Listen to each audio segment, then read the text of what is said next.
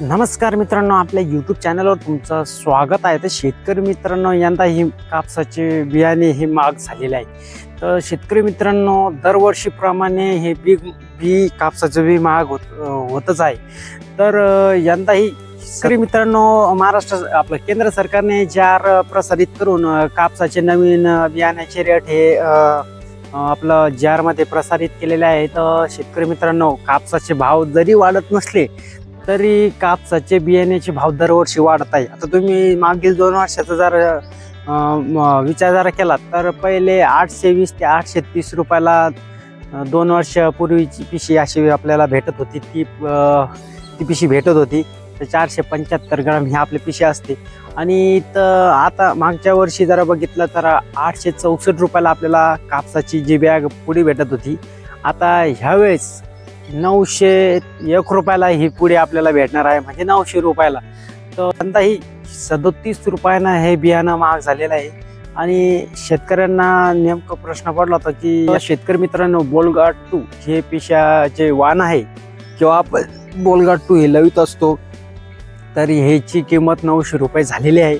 आणि शेतकरी मित्रांनो, तुम्ही जे वाण खरेदी करशाल तर कमी रेंजमध्ये जरा असेल तर तुम्ही फसशान किंवा तुम्हाला बोगस बियाणं त्याच्यामध्ये असू शकतं।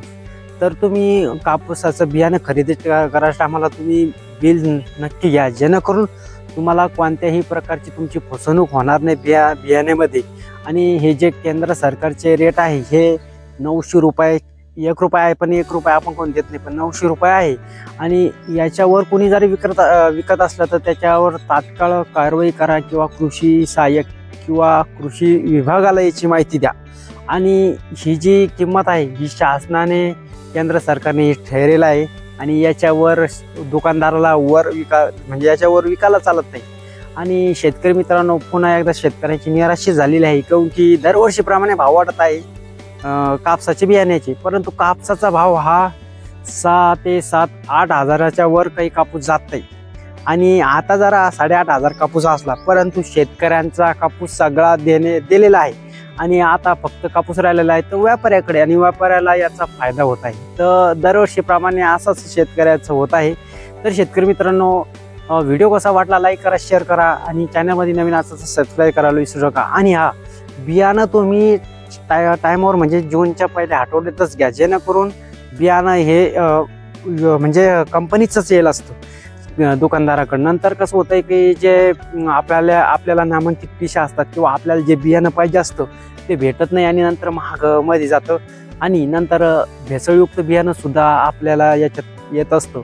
तर नक्की लवकरात लवकर बियाणं म्हणजे जून महिन्यात घ्यायचा प्रयत्न करा पहिल्या आठवड्यामध्ये। 1 जूनपासून आपल्याला बियाणं वाटप व्हायला सुरुवात होणार आहे दुकानामध्ये।